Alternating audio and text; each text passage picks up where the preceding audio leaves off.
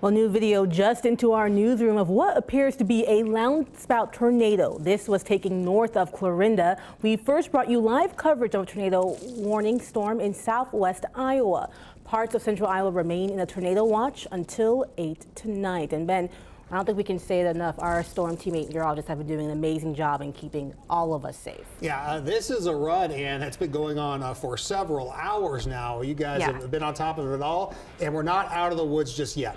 No, not yet here. We still have some storms that we're keeping our eye on as we go through the evening hours here. And just to point out there too, that video that you saw was a land spout, not a water spout. So just want to just clear that up quickly in case anyone does have a question about that. That was earlier down from Taylor County here across southern Iowa. We head into the rest of the evening. We've got those storms still pushing their way through off to the north and to the east. We've got heavier rain here down in Monroe County, over towards Lucas County into Sheraton, and then we head up a little bit closer to the metro area. Some more rain working its way through Dallas County now from Perry down through Adel, West Des Moines, Waukee likely also getting in on that thunderstorm activity right now. These storms still packing a good deal of lightning and thunder, but also some heavy rain just to the south down into Warren County here.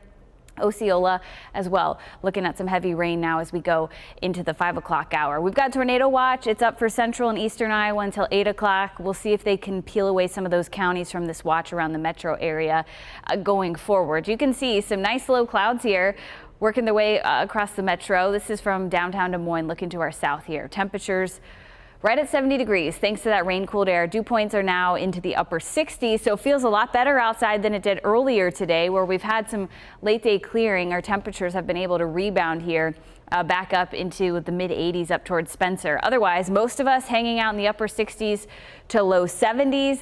The rainfall again has been pretty significant over the last 24 to 48 hours. Some of these rainfall totals here from the last 2 days coming in at over 2 inches of rainfall in places like Des Moines as well as Marshalltown here, almost at 2 inches out towards Atlantic as well. So we'll still run the risk for some flash flooding here going into the evening hours tonight, especially for places that still pick up another potentially 1 to 2 inches of rain, and that is possible.